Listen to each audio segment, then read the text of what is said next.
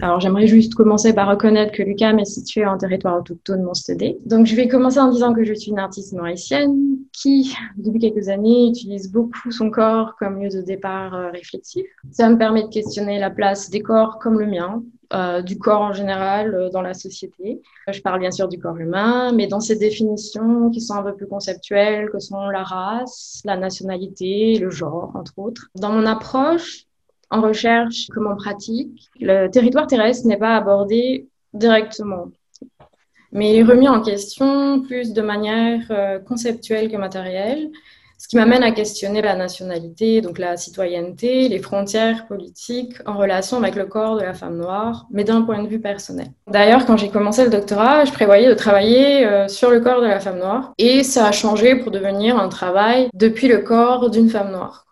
Donc, moi. Il fallait pour moi travailler sur la relation entre ce que j'avais vécu et le monde. C'est venu de ce que je créais et de l'invisibilité, en fait, des femmes, mais aussi artistes, noires mauriciennes dans le monde. Alors, c'est juste pour vous dire où est Maurice, parce que je sais que beaucoup de personnes ne savent pas où est l'île Maurice. Et je vais juste rappeler aussi que c'est une république et que nous sommes un pays indépendant, que ce n'est ni français ni anglais. C'est un passeport africain. Je vais aussi ajouter que je vais utiliser le féminin générique jusqu'au bout. J'ai décidé de faire de la paresse masculine aujourd'hui. Ainsi, dans mon travail, les frontières ne sont pas des limites fines ou des lignes physiques seulement, mais aussi des espaces étendus où il y a toujours du mouvement. À travers cette conférence, j'espère pouvoir partager comment des idées de possibles sont obligées, d'une certaine manière, de prendre forme dans des entre-deux, des espaces tierces qui vont au-delà d'un dedans-dehors, d'un étranger natif. J'y vois des marges, l'espace où se trouvent celles qui ne conviennent pas. Donc, je pense aux réfugiés qui n'ont pas les papiers, je pense aux transsexuels, je pense aux intersexués, je pense à tous ces gens qui ne rentrent pas dans des cases. Personnellement, ma case à moi, c'est noir ou pas noire, mauricienne ou pas mauricienne, africaine ou pas africaine. Et j'imagine que tous ces gens qui se contorsionnent pour être acceptés sont comme moi. Ils doivent avoir un vécu très compliqué. Parce que moi, ça m'a pris mes 25 ans, 26 ans avant d'arrêter de lisser mes cheveux pour comprendre que je pouvais travailler, arriver à prêter sans avoir à me lisser les cheveux. Je suis encore en train de faire du code switching et je pense que les Québécois savent bien dans l'histoire c'est quoi de speak white.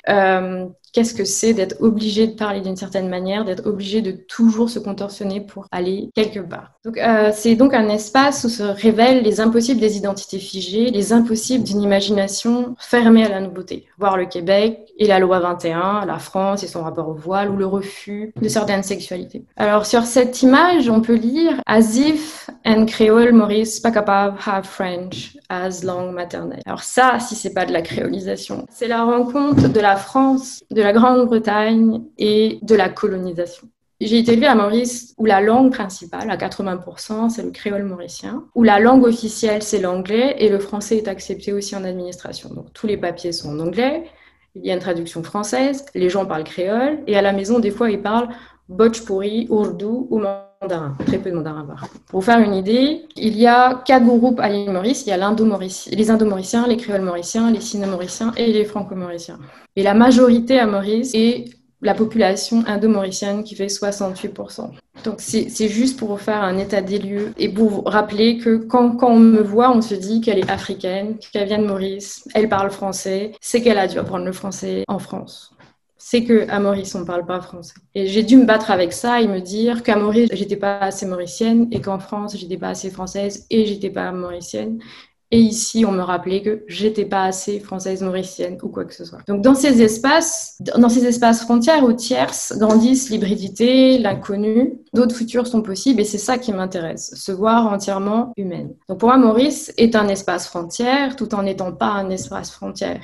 À cause de la recherche de la normalisation. À vouloir normaliser, on veut créer quelque chose. Il faut dire que Maurice s'est construit entre l'héritage colonial britannique et français et la notion de la caste hindoue. Donc, c'est très rigide. Et en même temps, on arrive quand même à se croiser dans l'administration, dans la vie, etc. Je veux dire, pour bien vous mettre dedans, dans ma famille, je suis un mélange de tamoul, français, africain et pakistanais.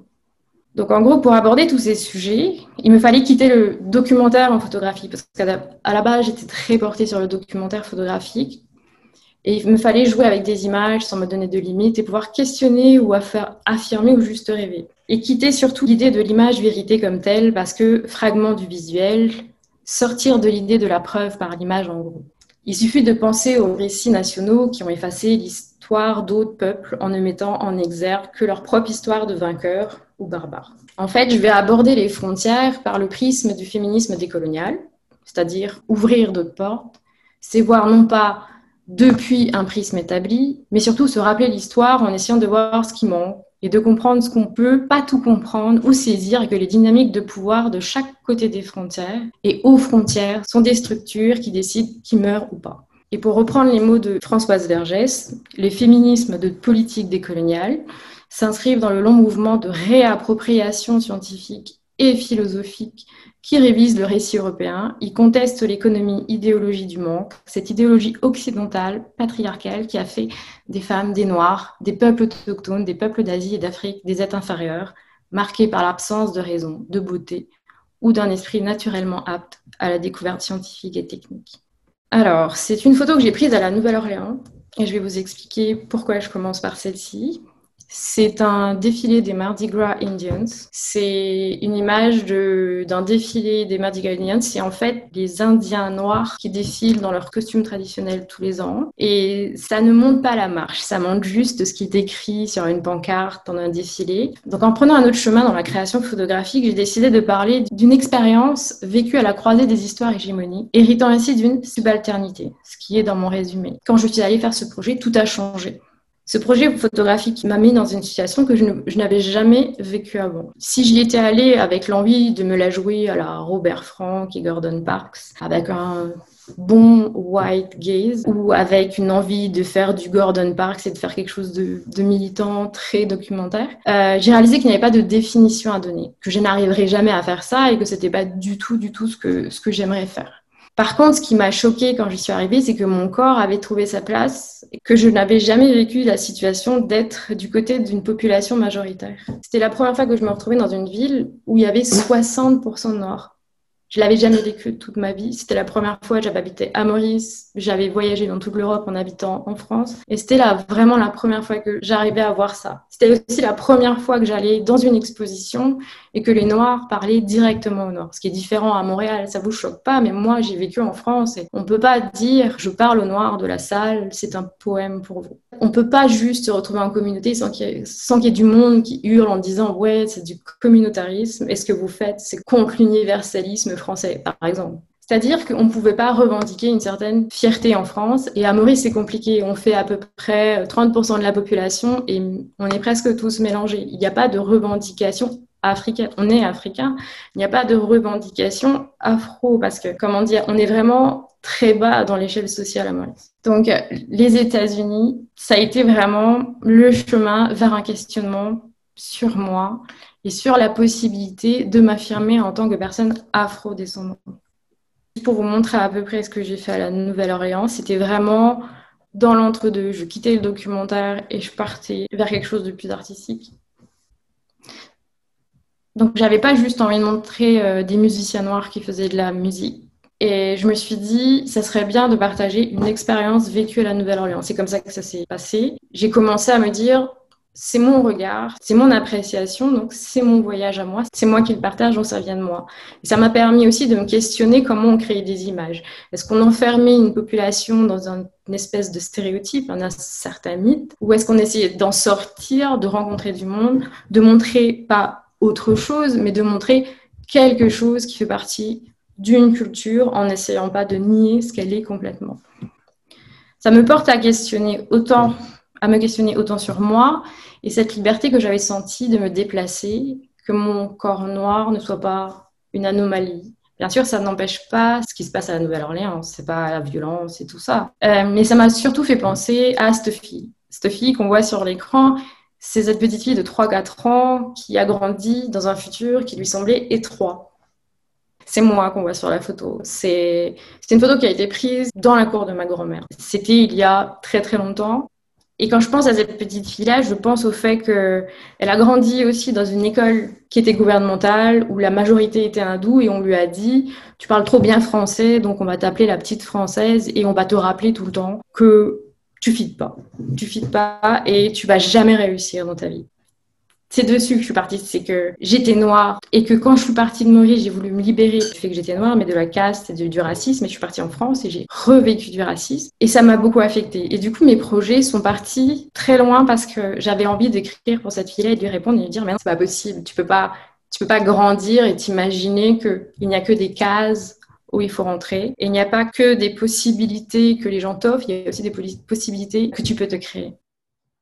Alors, j'ai commencé ce projet quand j'ai décidé de quitter la France. Ça faisait 12-13 ans que j'y étais. J'allais venir au Canada. Et j'ai commencé à réfléchir à toutes les fois où j'ai fait la queue pendant des heures pour avoir un papier pour rester une année, tous les papiers annuels, etc. Et je me suis dit, je commence à voir le monde à travers ce numéro. Et tout le monde me voit à travers ce numéro. C'est-à-dire que je savais déjà qu'il faudrait recommencer l'année après, refaire ma pile de papier, reprouver que ma mère était ma mère, reprouver que j'étais là l'année dernière. Et je me rappelle être partie à la préfecture où on fait le renouvellement de visa. Et il y avait une pile, je pense qu'elle faisait genre une pile, je ne sais même pas si je peux le montrer, mais c'était comme une hauteur de 4-5 dictionnaires Oxford, quoi. Et ils gardaient tous mes papiers, il fallait que je prouve à chaque fois. Et je me suis dit, je fais partie de cette population qui doit toujours prouver, tout le temps. Prouver que je suis assez bien, prouver que je suis pas trop noire dans certains pays, ou assez noire dans un autre pays, où on oublie en fait que je suis humaine ou que j'ai un parcours comme tout le monde. Et pendant que je réfléchissais à ça, je me suis dit, ben, je vais prendre la photo, mais je vais prendre une photo au réveil. C'est-à-dire, j'ai pas fait d'effort, j'ai pris une photo au réveil. Quand j'ai mis le numéro sur mes yeux, je me suis dit, ça me paraît tellement évident. J'ai passé 13 ans où on me disait, mais si tu prends tel boulot et que tu restes assez longtemps, tu l'auras, ton papier. Mais je me suis dit, mais qu'est-ce qui se passe pour les réfugiés? Qu'est-ce qu'ils n'ont pas assez fait pendant que leur famille meurt de l'autre côté? Qu'est-ce que les Guadeloupéens ont comme problème pour ne pas être respectés autant que les Parisiens? Et je me suis dit, on a tous ce petit problème. Alors, je ne sais pas si je vais trop loin, mais en tout cas, moi, ça me touchait. Parce que quand on est noir, où on part, quelle soit notre nationalité, on est déjà vu par la couleur et ensuite par les papiers. Et j'en reviens à ce que je disais. De l'autre côté, on me demandait de quelle île française. C'est-à-dire que je suis pas guadeloupéenne, je suis pas martiniquaise, mais je sais pas comment expliquer. Quand j'étais en France, on me demandait de quelle île française je venais à cause de mon accent. Et ça, c'était rigolo parce que il y a des gens qui veulent pas vous croire quand vous dites je viens de Maurice, c'est un pays indépendant, je vais payer un timbre et on me dit mais non, vous êtes française. Et moi je dis non, je suis pas française, je sais ce que c'est de pas être française vu que je renouvelle mes papiers tous les ans, j'ai un passeport et de savoir qu'il y a des Français, ça m'arrive plusieurs fois, non mais tu es française, tu as les papiers et je le sais mieux que toi. Et ça aussi, ça a été compliqué. D'une part, la France ne voulait pas que je vienne française, et d'une part, on me disait que j'étais française et on ne voulait pas me croire. Et là, j'ai commencé à me dire, mais on ne croit jamais. Je suis toujours obligée de prouver encore. Et ça m'a énervée. Donc, cette série, c'est vraiment une série qui parle du fait de devoir prouver, de toujours vivre, en fait, à travers des preuves, à travers des numéros, à travers ce que le regard des autres porte sur les étrangers, les femmes, etc. D'une certaine façon, la société essaie de nous modeler, de nous caser, bon, pas toujours involontairement. Et j'ai envie de montrer que cette situation, elle glisse en fait de l'histoire coloniale au regard qui vient se poser sur moi. On peut dire que mon trajet artistique s'est passé ou se passe par une décolonisation du regard.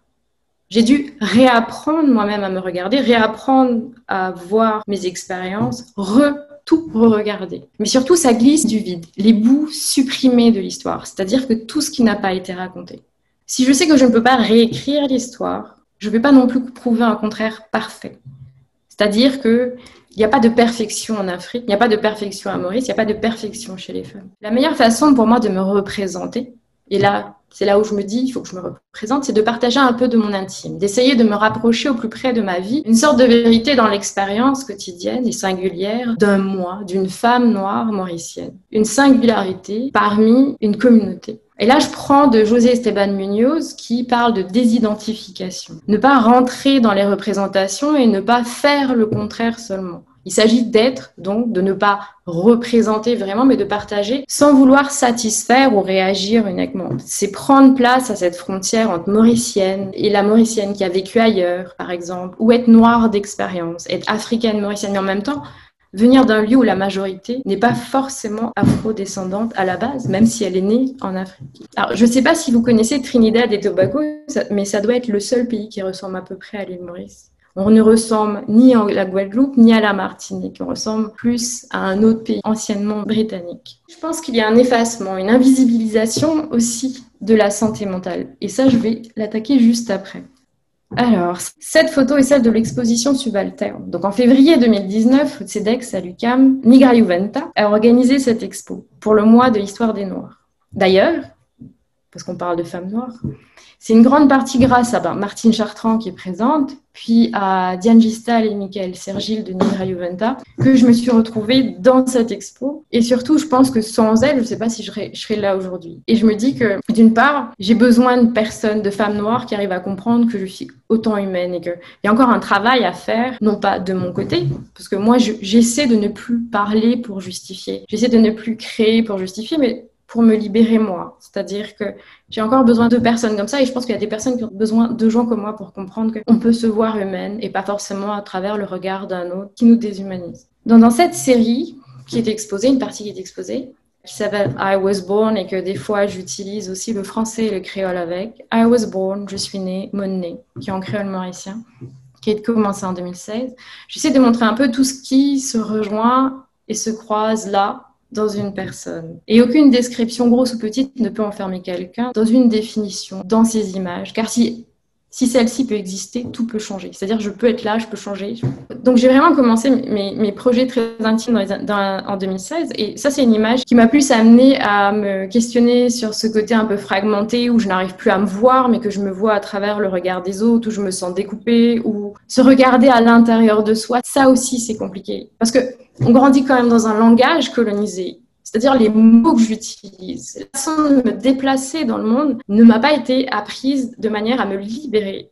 Je vais déjà partir sur la langue. C'est-à-dire que mes parents parlent créole et ils voulaient le meilleur pour moi. Et vouloir le meilleur pour moi, c'est qu'il fallait que je parle en français impeccable. Dans mon île, j'étais étrangère, juste parce que mes parents voulaient que j'aie un français impeccable. Ils ont voulu que j'aille dans des écoles privées. Ce qui est génial, c'est que je suis pas entrée au primaire en privé parce que j'étais trop timide pour l'entretien. Donc, déjà, c'est pas mal. Donc, je suis allée dans une école gouvernementale où j'ai pu apprendre le créole. Donc, déjà petite. Et puis grande, c'est essayer de trouver sa place. Et je pense que la France m'a beaucoup, beaucoup marquée parce que j'ai réalisé que je pouvais pas ni m'échapper de Maurice, ni m'échapper du racisme, ni m'échapper du fait que j'étais une femme et que j'aurais forcément quelques petits problèmes dans la vie.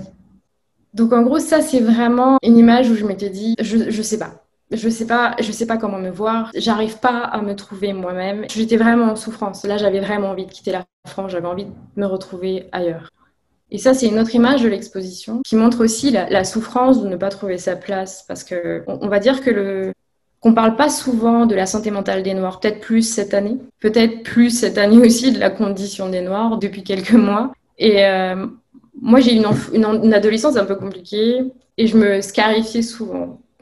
Et ça me permettait aussi de dire, on est aussi fragile. On a aussi, j'ai pas besoin de montrer ça pour dire que je suis vulnérable, mais ça fait aussi partie de ma vie, c'est mon intime. Et j'avais envie de me montrer et de dire, j'ai souffert. Je suis aussi atteinte de dépression. C'est quelque chose qui existe. Et en même temps, lire souvent réaction des gens sur le fait du syndrome méditerranéen, du nombre de femmes noires qui meurent en couche parce qu'on n'écoute pas leur douleur. Et là, je pense dernièrement à Régis Korchinski-Paquet qui avait aussi une maladie mentale et que voilà, être noir et avoir une maladie mentale, c'est compliqué pour des gens à saisir. Voilà, c'était ce que je voulais montrer, c'était partager ce que j'avais à l'intérieur.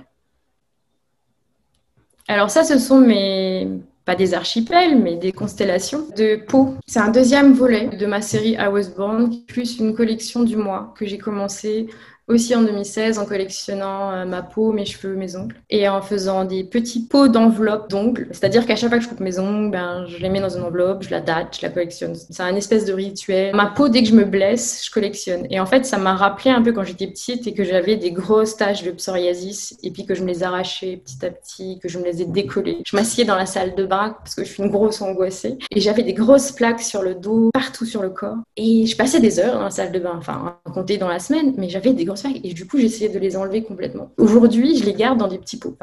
Pas mon psoriasis parce que j'en ai plus autant qu'avant, mais je garde mes blessures, toutes mes croûtes. Et on peut se demander pourquoi quelqu'un garderait ses croûtes et ses ongles. Je pense qu'on meurt tous. On est tous en train de mourir. Ça rappelle encore l'humain et ça met un lien avec les autres. Donc, j'ai créé des constellations comme ça de peau des constellations de cheveux que j'ai pas mis dans les slides. Et j'ai aussi fait des constellations d'ongles. C'est que quand je commençais à faire de la photo et que j'ai dit ouais mais j'étais partie en mode Robert Frank. Je pense que j'avais une question en tête en faisant les photos à la Nouvelle-Orléans, c'était que comment je vais prendre la photo, qu'est-ce que je vais choisir quand je vais faire la photo et est-ce que je vais continuer quelque chose qui a déjà été fait ou est-ce que je vais essayer d'aller trouver seulement les choses qui n'ont pas été faites ou est-ce que je vais penser en termes de quelle est la relation que j'ai avec la Nouvelle-Orléans pendant que j'y suis. Et ça, c'est parti de là. Et après, quand j'ai voulu travailler sur l'intime, je me suis dit, il s'agit pas juste de faire des photos. J'avais envie de mettre mon corps dedans. J'avais envie que mon corps prenne place, mais matériellement, que la mort prenne place et que je devienne encore plus humaine et que la photographie aussi, elle devienne plus humaine. Elle m'embarque avec elle, que le projet ne soit pas juste une photographie de quelque chose, mais que ce soit une vie. Et que ça fasse ressentir quelque chose. Je pense qu'on se coupe tous les ongles, je sais, mais il faut vraiment y penser. S'asseoir, avoir sa pile d'enveloppes toujours prête, la sortir, couper ses ongles, ne pas oublier de noter la date, la ranger dans son pot, et puis de se dire j'ai hâte à la prochaine fois. Et en fait, ça me rappelle en fait qui je suis. Ça me rappelle aussi que je vais mourir et je trouve ça très important. Il n'y a aucun moment quand je me coupe les ongles où je me dis c'est des ongles de noir. C'est des ongles de femmes, c'est des ongles d'Européens. Je sais pas, c'est quelque chose en fait d'assez libérateur. Et par rapport aux bras coupés, ça me libère parce que j'ai eu honte pendant quelques années de montrer mon bras. Et puis j'ai été confrontée aussi à des gens qui me disaient ouais mais il faudrait que tu fasses de la chirurgie ou il faudrait que tu le caches. Puis en même temps je me suis dit affronter quelque chose et dire que ça existe, c'est libérateur, ça libère d'autres parce que eux aussi des fois, ils savent pas que ça existe et ça rend moins seul. Quand je suis allée à la Nouvelle-Orléans et que j'ai vu une expo que j'ai adorée qui s'appelle 30 Americans, qui était une expo d'Afro-Américains qui se passait au musée d'art contemporain de la Nouvelle-Orléans. Et là, j'avais des œuvres devant moi qui criaient en fait « T'existes aussi ». Et je pense que, je sais pas si je le fais moi pour d'autres, mais je sais que moi, je l'ai vu dans ces artistes. Et ce qui est libérateur, c'est que eux créent un discours qui ne les enferme pas dans leur corps en tant que représentation, mais en tant qu'individu. Et je pense que ça, c'est libérateur. Je me suis pas dit je suis eux, je me suis dit ils sont qui ils sont. Et c'est pour ça que je pense que la désidentification de Muñoz est très importante parce qu'il s'agit pas de rentrer dans les codes de la représentation. Les Noirs sont comme ça. Les Noirs ne sont pas comme ça. Non, il n'y a pas. Les femmes sont comme ça. Les femmes ne sont pas comme ça. Je sais que c'est logique, mais pour beaucoup, ça l'est pas. Parce que quand on traverse les frontières, quand on est une femme et qu'on fait pas quelque chose qui soit une femme, quand on traverse les frontières de pays, moi, je me retrouve confrontée à être la personne qu'on va regarder qui n'est pas à sa place. Moi, j'ai traversé les frontières entre la France et la Suisse tellement souvent parce que j'habitais à côté. Et c'était toujours la voiture où j'étais qui se faisait arrêter en frontière. On a aussi demandé à la personne à qui j'étais s'il m'avait pris en stop. Donc, c'est une expérience assez particulière. Je choisis pas la créolisation. C'est un truc que je peux pas choisir. C'est quelque chose que je vis. C'est comme les Québécois, vous naissez ici avec une langue qui est déjà créolisée. C'est pas le français de France, c'est pas le français de Guadeloupe, c'est pas le français du Sénégal, c'est le français québécois. Et quand on parle français québécois, on parle une langue québécoise. On parle pas le français français, ce qui est totalement différent. Et ça, c'est la créolisation. C'est qu'à Maurice, la langue officielle, c'est l'anglais, mais il n'y a pas de langue officielle parlée. Il n'y a pas une obligation de parler une langue précise quelque part. Il n'y a pas une obligation de traduction quelque part. Et on comprend tous le français, on peut tous le parler. Mais pour parler de créolisation, c'est quelque chose qu'on ne peut pas décider. C'est-à-dire qu'il y a eu la colonisation, je peux rien y faire. Je peux pas aller dans le passé. Et j'hérite en fait de tout ce mélange. On est obligé d'apprendre à communiquer. On est quand même en relation avec tout ce qui nous entoure. La langue, le langage, comme on voit les choses, se construit par rapport à notre environnement et les gens qui nous entourent. Et la désidentification, c'était vraiment dans comment j'aborderais là. Je pense que pour pouvoir montrer que la créolisation existe et qu'elle n'est pas quelque chose qui s'empêche de grandir et qui s'empêche d'être, la désidentification permet ça. Je pense qu'il en parle aussi, Muñoz, pour le fait que lui, il était gay et comment lui, il se projetait et comment il se désidentifie des représentations gays qui sont souvent à l'extrême des fois et qui ne représentent pas en fait les homosexuels eux-mêmes parce qu'ils sont quand même singuliers tous dans leur propre vie. Et je pense que c'est ça qui m'intéresse dans la désidentification. Et j'avoue que moi, ça fait genre 1 an et demi que j'ai vraiment compris ce que j'essayais de faire dans ce mot-là. J'ai lu le livre d'Alfonsi il n'y a pas longtemps et puis j'ai lu Muñoz. Je ne sais pas si vous connaissez Isabelle Alfonsi, qui parle de l'émancipation dans l'art. Et ensuite de Muñoz qui parle dans son livre de désidentification. Bon, ça c'est une vieille image parce que ça date quand même, 2019. Il y en a eu d'autres depuis. Ça c'était pour vous montrer. Et l'image ensuite, on vient à l'exposition et on vient plus à quelque chose de plus, comment dire, actuel. Et là, je pense vraiment que là, j'étais plus dans l'espoir. C'est-à-dire on est quand même en pleine pandémie. C'est compliqué. Un exemple, si on veut parler de frontières politiques. Genre, mon visa se termine en décembre parce que mon passeport se termine en décembre, sauf que je n'ai pas d'ambassade au Québec et que cette ambassade est à Washington, D.C. et que mon pays est l'île Maurice et qu'il y a un problème d'avion et tout est ralenti. Donc, ça, c'est ma réalité en termes de frontières politiques. Et ensuite, il y a ces frontières aussi entre les gens que je fréquente et moi, où je pense que Black Lives Matter montre très bien qu'il y a un problème d'intégration de l'humanité des gens. Ce que Judith Butler appelle une déréalisation de la vie des autres, c'est-à-dire que leur vie n'est pas vue comme étant complète, humaine, autant que la vie, on va dire, d'un homme blanc, normal. Et je pense que ça m'a beaucoup travaillé cet été. J'étais, on va dire pas bien, enfin pas pour des papiers, mais je veux dire que j'avais autre chose en tête. Faut dire que l'année commençait, je venais juste de déménager à Montréal et c'était vraiment la folie dans ma tête. Et j'étais vraiment en train de m'écrouler avec ce qui se passait pendant la pandémie, avec toutes les infos que j'entendais sur le nombre de morts et bien sûr, ceux qui meurent le plus aujourd'hui, ben c'est les Afro-descendants. C'est les Noirs aux États-Unis, c'est les réfugiés. Encore, on a encore beaucoup entendu parler de la Méditerranée. Et en parlant de glissant, Patrick Chamoiseau a écrit un très beau livre sur les migrants de la Méditerranée. Et j'étais en train d'en souffrir parce que je me disais, mais j'ai la chance d'être née à Maurice. Et j'ai vraiment pas la chance d'être née à Maurice. Et en même temps, je me disais, mais si j'étais aux États-Unis, comment je me sentirais? Et si j'étais ailleurs, comment je me sentirais? Et en fait, quand on est noir, on est en dessous de tout à chaque fois. Et je pense que ça me faisait réfléchir et je me sentais un peu seule parce que je venais juste d'arriver et que je pouvais voir personne vraiment. Et en plus, c'était des questions politiques qui arrêtaient pas de venir me gratter. Et je me suis dit, j'ai besoin d'aller mieux. Et il y a Diane Gistal qui m'a invitée pour cette exposition et je me suis dit, je vais voyager dans ma tête et je vais parler de moi, de ce qui me rend mieux, de ce qui exorcise tout ça, qui me libère, qui rend les choses plus légères, sans penser que je suis noire. Et je suis partie dans un trip un peu ésotérique, d'où la carte du soleil, qui veut dire intuition et savoir.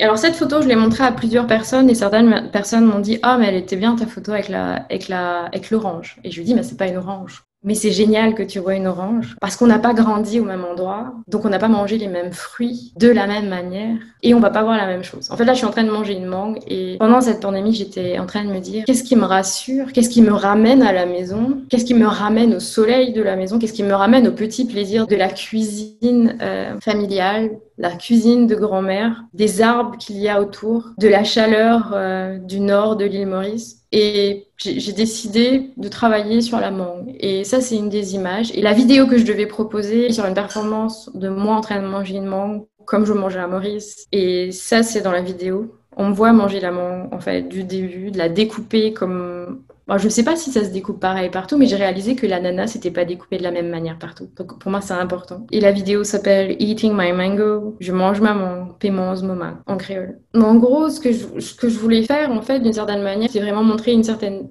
vulnérabilité. Cette chose qu'on nie à une partie de la population. De pas juste être une représentation de quelque chose, de montrer qu'il y a un tout à l'intérieur, d'exposer en tout cas le côté humain, en fait. Des fois, on a juste envie de vivre et de pas forcément se battre pour montrer qu'on vaut la peine de vivre. C'est déjà dur quand on est une femme. C'est déjà dur quand on est noir. Alors, imaginez quand on est une femme noire.